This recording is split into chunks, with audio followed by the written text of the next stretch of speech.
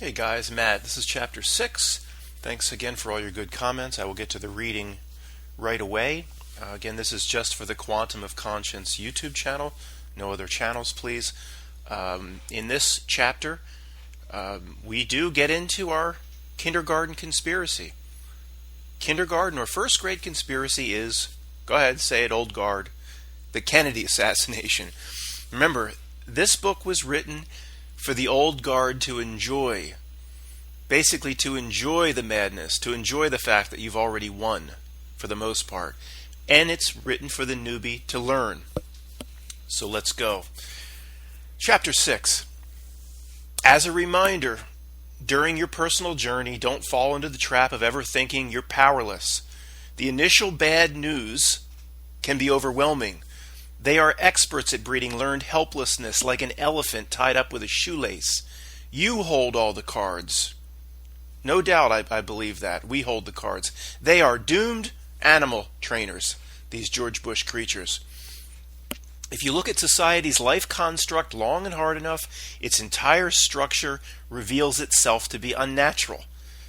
We are surrounded by impossible coincidence, like the eclipses.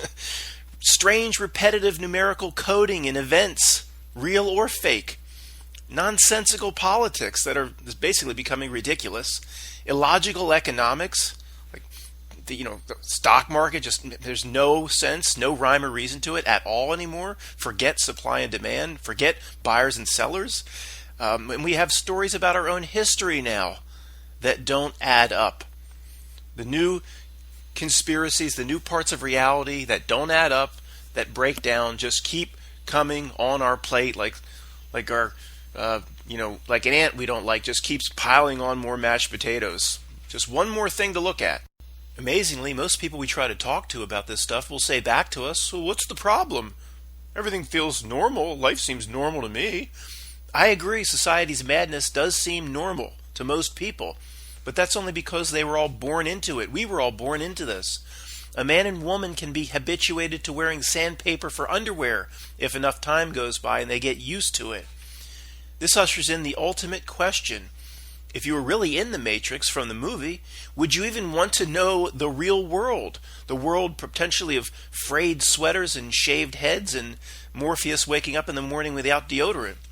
When an animal is born in the zoo, his cage seems normal. A fish in a fish tank feels normal too, if the heater's set to 76 degrees. Only a power outage may wake the fish up and have him think that something's not right here.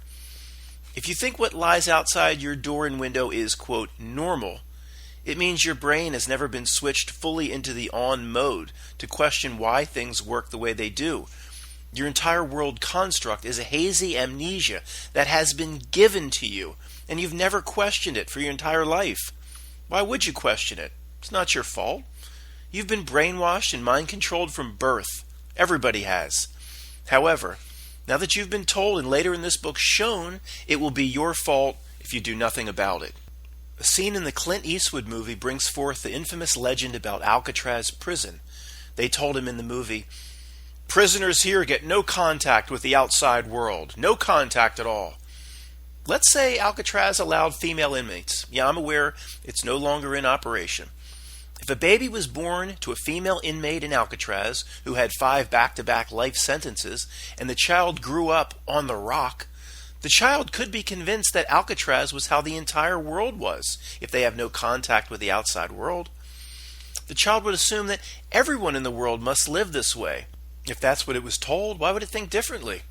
Just after speaking its first words, the youngster on Alcatraz is told that San Francisco there across the bay is just a larger prison, but it's mostly just like this one. He or she'd believe it. The fish fry born into the fish tank believes that 55 gallons surrounded by glass is the entire universe. Why are we so arrogant to think our perspective of the world is not just as warped? Our perception is likely as skewed as the fish's, and a blurred image was handed to us from birth on purpose. This is a key aspect of the control structure. Make the slaves here think they have it pretty good, especially compared to those poor slaves over there in those third world prisons. We are so convinced that this society construct is normal, we've totally missed out on what it could be. We've even become habituated to never-ending war. As I'm writing this, the news tells me that there's another humanitarian crisis brewing in Yemen, and perhaps 1 million people will be dead in 6 months if the Saudis don't land their American-made F-16s and return to their palaces and golden bathtubs. How many people in my liquor store are talking about what might be happening to these poor devils in Yemen? Nobody is. Nobody cares anymore. The danger is reading this or listening to it, understanding it all, seeing it, and then allowing yourself to slip back into the script. Its allure never goes away. I mean, it's like a smoker who has once quit. Society's scripted allure never fully goes away for most of us. And just a personal note off my script here, out of the book, that damn Porsche Panamera.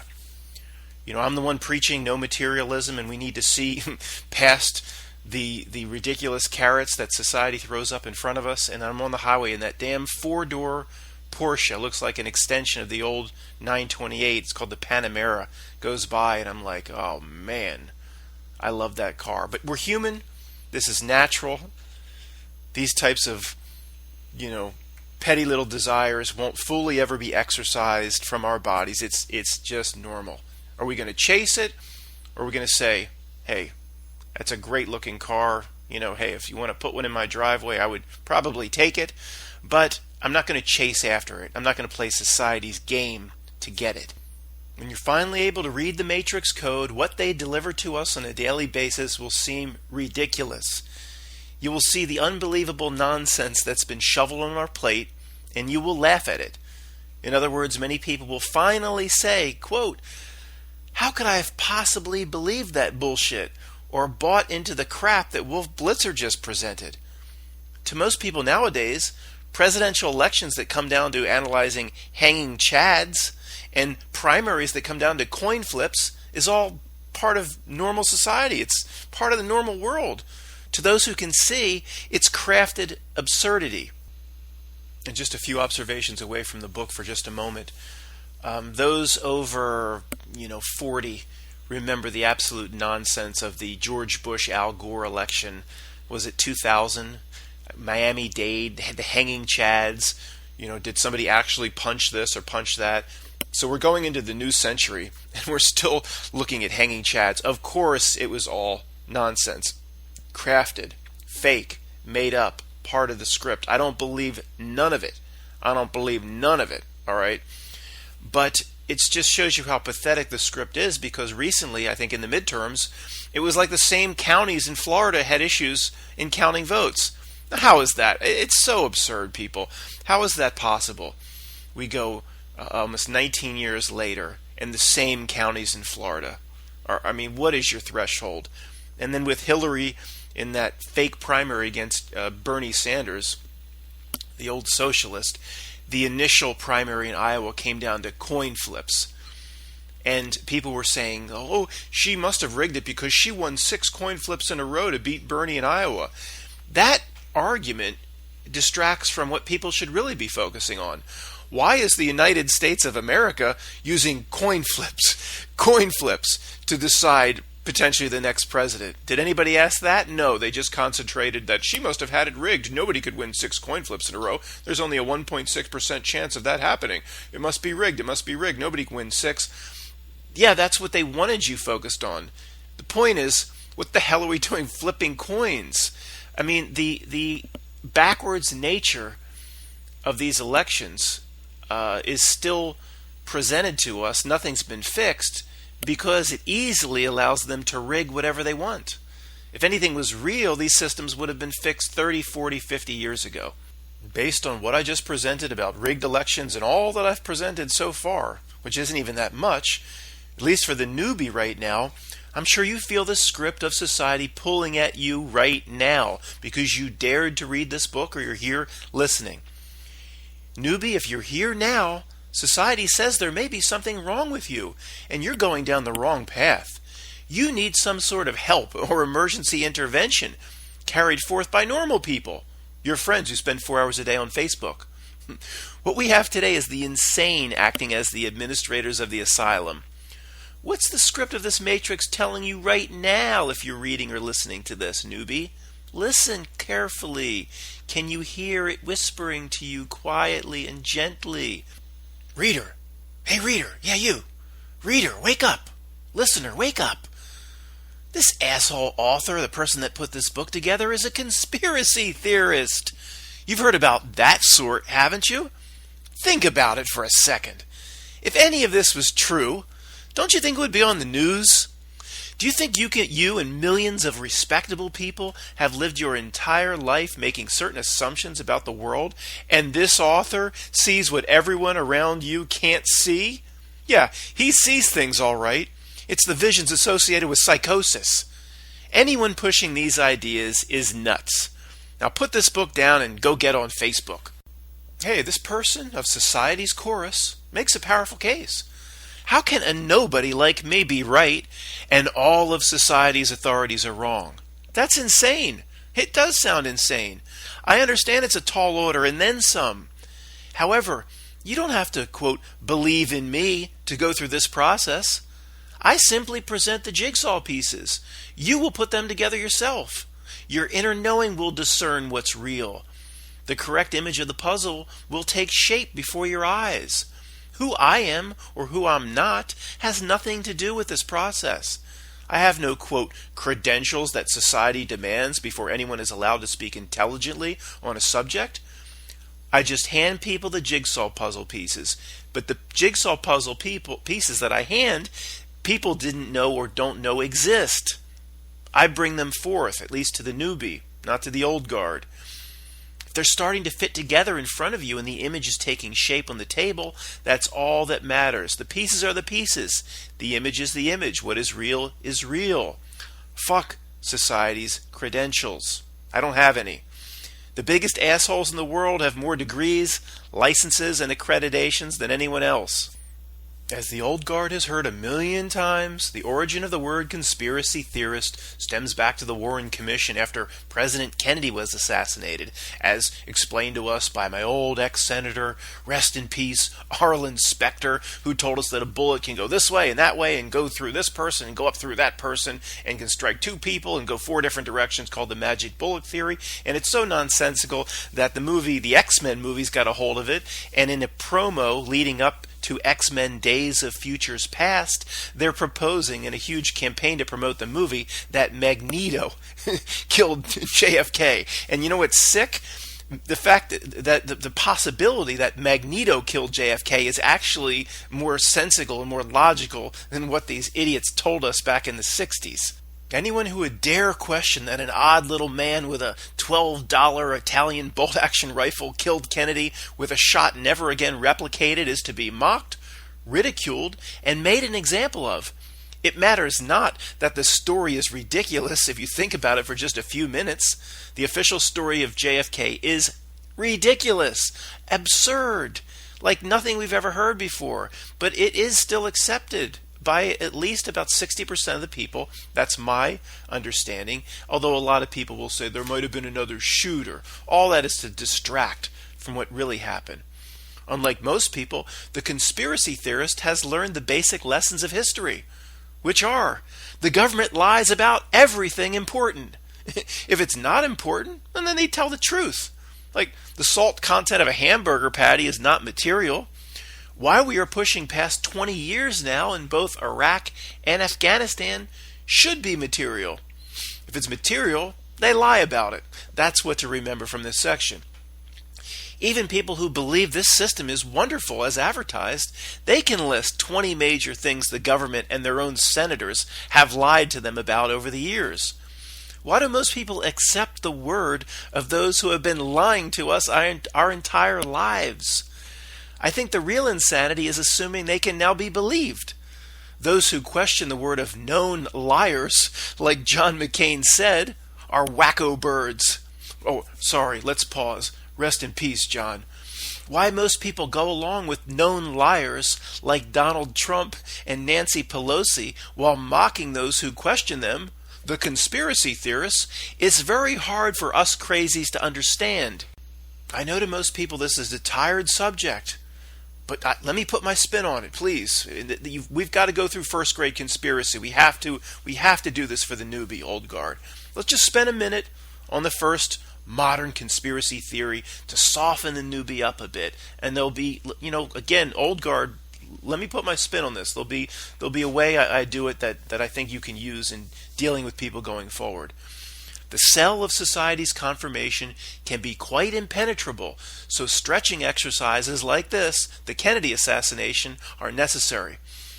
Everybody believes they can think for themselves without bias. Wrong. About 99% of people carry severe bias and do not think for themselves. Sure, at Wendy's, they can decide between a number 2 and a number 4 value meal, but such amazing freedom is never carried forth by people in analyzing the validity of a news story. Have you ever considered the coincidence of Kennedy's motorcade passing right by the killer's place of employment in Dallas?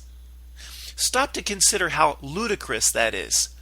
Kennedy's motorcade just happened to go right by the place of employment of the man trying to kill him. What?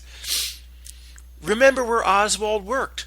In that book suppository building, like they joked about in the movie Full Metal Jacket. And where did Oswald learn to shoot his rifle? In the Marines, sir. Isn't that convenient? JFK decided to drive right by Lee Harvey's place of employment. The only man in the world planning to murder Kennedy got the pleasant surprise one day to learn that the president would be driving right by work, and in a convertible no less. Let that sink in. One wonders why Kennedy was so impolite to Oswald. Why couldn't Kennedy have had his motorcade drive by Oswald's home so Oswald could have just taken a shot out the window without getting out of bed? I am laughing through this. Is so absurd, guys. I'm off script laughing. If you're now trying to tell me that Kennedy didn't plan the route, that's not the damn point. The whole bullcrap story was planned. Fuck the route. Now, ladies and gentlemen of the newbie sort, some analogies are in order, comparing this ridiculous Oswald workplace to Kennedy thing to other events. This would be like Martin Luther King Jr. checking himself into the adjoining room to James Earl Ray in the Lorraine Motel in Memphis, and then finding out that Ray checked in first. Think about it. It would be like Ronald Reagan in 1981 randomly choosing John Hinckley Jr.'s favorite breakfast diner that very morning. What a nice surprise, thinks Hinckley as he eats his pancakes. I was planning to shoot him today anyway. I'll just shoot him now, after I'm done with my short stack. The exact route through Dallas of a president riding in a convertible is not something published more than a day or two in advance. Oswald had been working at the book depository building for months. Think about it. Also, there's this. Most people actually work in a place of employment where there's other people mulling around. Think about that. Oswald was lucky enough to work in a place where large parts of the upper floors were mostly left unoccupied, where one could be intimate with one's rifle after naming it Lucille, like a guitar. And what did the Secret Service think when a day or two earlier they scouted the route Kennedy would take through Dallas, and they walked around Dealey Plaza themselves? The big building with open windows and empty floors up there didn't concern them at all? Give me a break. If any of this was real, the Secret Service would have been in that window themselves. And when Oswald walked around the corner that day with a long cardboard box in his hand, they would have said to him, "Who the fuck are you, little man?" Also, if you want to pin the biggest murder in history on somebody, it's very convenient to have video footage of the killer admitting he's a communist. It's the great pariah label of its time. Oswald, a communist. He actually admitted it. Most people don't know this, admitted it on a TV show. They literally, I'm not joking, people, they have Oswald on a TV show saying he's a communist. And of course they conveniently pulled that footage after the event went down. Give me a break. During the Cold War, finding a suspect who admitted he was a communist is akin to questioning suspects on the Orient Express and one of the passengers admitting to be Dracula himself. The conductor's manifest actually reads Vlad the Impaler, and his passport is stamped Transylvania. How hard would it be to solve the crime on the Orient Express if the evidence left behind then was 2 blood dots on the deceased's neck? The man in custody named Oswald admitted he was a communist on TV last year. There's no need for a trial. It must be him. So, Mr. Author, what exactly then are you saying here about Kennedy, you conspiracy theorist son of a bitch? What parts are real then? What parts are fake? Be clear. No, I've not written a 200-page book on Kennedy. A lot of people have. Most of those books are wrong. Part of those books are meant to mislead. Don't get ahead of yourself. Don't expect to get all the elements now, newbie. The point for now is simple. Oswald didn't do it. Your demand to know the who, what, where, when, why, and how is the script running inside of you. Like a virus that's been implanted inside of you in the Matrix. If I can't deliver all of it, all 6 elements, you then have society's permission to reject me. The Kennedy, quote, assassination was a massive script. Exactly what parts are real is not the purpose here so early on. Seeing that Oswald had nothing to do with an assassination is the very first day of kindergarten in conspiracy school, of which I'm today's substitute teacher. Oswald is not a victim, though, in any of this. I said he had nothing to do with an assassination. He had everything to do with the script itself. You may remember that bizarre scene in Dallas, in the police station, just after Oswald's supposed arrest, where Oswald is paraded out in front of 50 reporters who snap pictures in his face and begin to ask him questions. And the Dallas police actually allow Oswald to answer them. I mean, this is just a few hours after the event. Now, ladies and gentlemen, this is quite frankly ridiculous. Dallas police throw Oswald out in front for a press conference just minutes after they pick him up, before Oswald could even say, things like we're used to doing supposedly in this country, like speaking to an attorney. What the F? The very first action then taken by the Dallas police after the supposed crime of the century is something that could get the entire case thrown out. Really? Give me a friggin' break. In the literal theater of the absurd, Oswald in front of reporters actually says, well, I found out, about the president being shot just down the hall over there. I didn't know why I was being brought in here, or maybe because I, went to a movie without paying. I just added that part, but he literally is like, I don't know what I'm doing here. There's video of all of this. This is outright absurdity. Then, after the Dallas police are done parading Oswald all over the station for the press to take hundreds of more pictures, and you can actually see video. There's video of Oswald being led all over the station. Ridiculous. After all this, here comes an FBI agent, or I don't know who this guy is. I'm just calling him an FBI agent. He comes into the mob of reporters, into the hallway, holding up the rifle above his head, with both hands up for all to see, for all to stare up at the murder weapon as he pushes past everybody in the crowd. Well, that's a hell of a way to preserve evidence. Aren't you supposed to seal the rifle in some sort of plastic bag? I'm no Perry Mason, but I've seen it on TV. Maybe he could have said, we don't have the proper equipment. Does anybody have a trash bag? You could shove the rifle in a trash bag, but no, it's out in the open, just for all to see. Pushes it through a mob of people. I'm glad somebody didn't sneeze up on it, put mucus all over it to taint the evidence. Are you kidding me? It reminded me of that scene in 16 Candles, where the freshmen pay $1 to see the girl's underwear. You're like, Ted, Weiss, Bryce, and comes out holding the underwear up with 2 hands, and the freshmen are like, ooh. It is literally that absurd.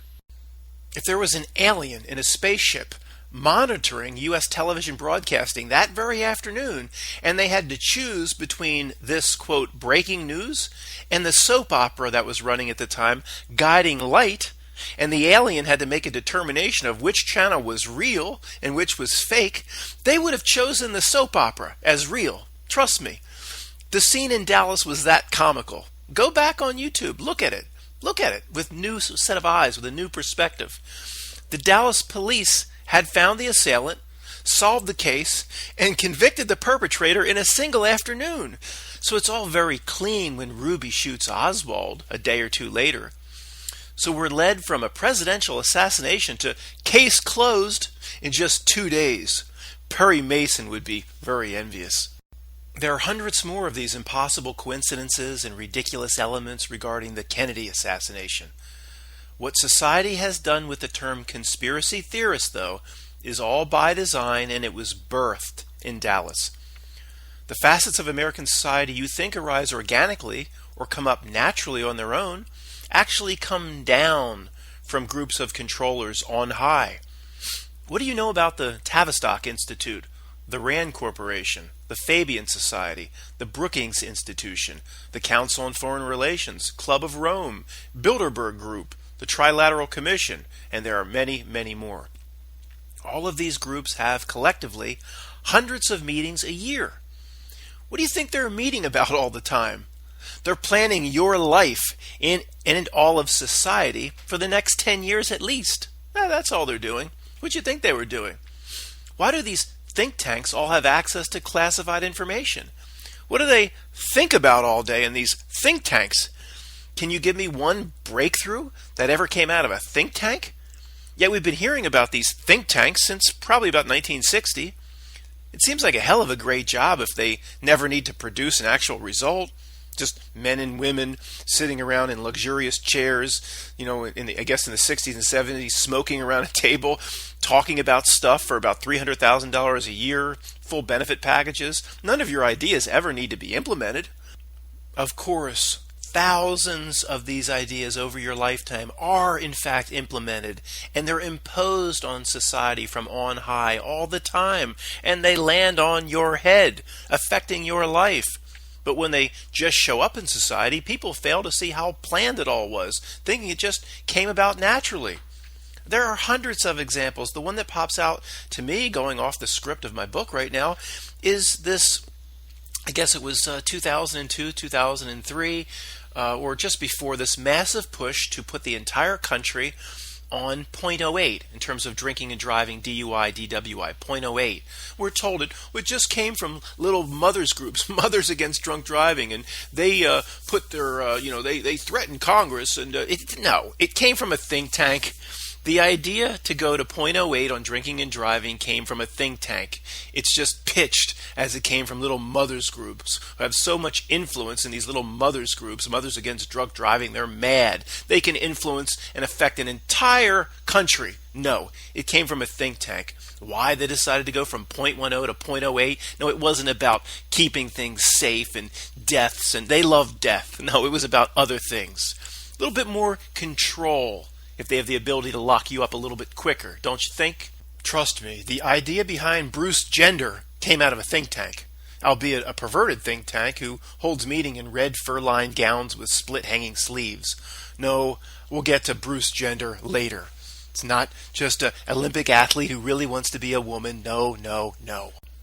When it really wants to shove something down your throat, think about the resources that this monster government has to work with, especially compared to the past rulers of the world. In, say, the year 1604, when the King of England decreed a new rule for his subjects, how they should practice their religion, for example, he did not have a $4 trillion behemoth Jabba the Hutt called Washington, D.C. at his disposal to push his new ideas forth with the power of a Death Star. With endless resources and endless deep pockets, it's now easy to sway the tide of public opinion in any direction these sickos desire.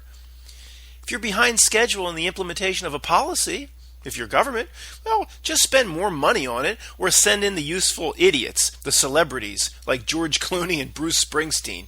Going away from the book for a moment, I've often wondered when these useful idiots pop up, I wonder how much they really believe they're bullcrap, or how much they know they're just puppets and pawns of the system, like George Clooney throwing another fundraiser, or thinking he's a political activist, or Bruce Springsteen with another cause, or Eddie Vedder popping up for another cause, or pushing liberal values. I mean, just to these people, I fall on the side that they really do believe they're bullshit, because you have to look yourself in the mirror.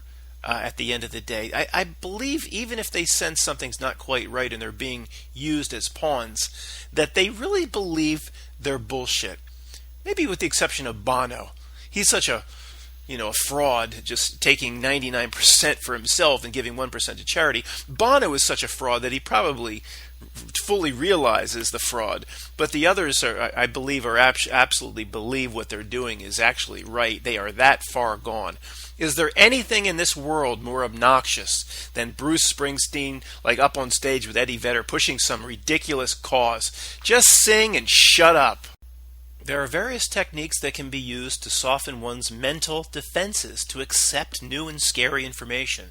Just running up to somebody and telling them that almost everything they understand the world to be is false, just doing that right out of the gate is not something that goes over very well, as you and I have learned in the past. Now, when asked, most people, 100 out of 100 most likely, will tell you they have an open mind. They would even pass a lie detector test stating it for the record how open they are to new ideas. They would actually pass the lie detector because people fool themselves. In reality, only about 5 out of 100 people are open-minded enough to process this information fairly, or what's ever coming, without bias, without warping the interpretation. Only 5 out of 100. Many, when they can't counter anything that I present, will resort to just attacking me personally. We've all been a victim of that, haven't we, old guard? Amazingly, about 25% of the people will get noticeably angry, even violent, toward anyone talking about these scary things that shatter one's worldview. The subconscious mind will stop at nothing to keep the world making sense to normal people. Put another way, this 25% of the population won't even be able to mentally process this information. Most people will be afraid of it and won't want to get it. But what I'm saying is this group of about 25% can never understand it. To them, it's literally like I'm writing in Cantonese. They are that far gone regarding the brainwashing. Their brains will never be able to make sense of the ideas I put forth. In that 1/4 of the population are both Forrest Gump types and college deans and professors. Intelligence matters not in the ability to see the world for what it really is. It's the strength of the subconscious mental defenses that determine if a woman who just passed the actuary exam can ever see that 19 guys with box cutters didn't really do it. In fact, we find the smart, educated ones in society are the hardest to reach because they think they already know it all. As I've said many times, it's worth repeating. What's more, they believe, as smart as they are, they could never have been fooled to such a degree in the first place, like you idiot conspiracy theorists. At least the Forrest Gumps of the world realize they don't know it all. Like in the movie, the dummies will actually listen to Mama's advice.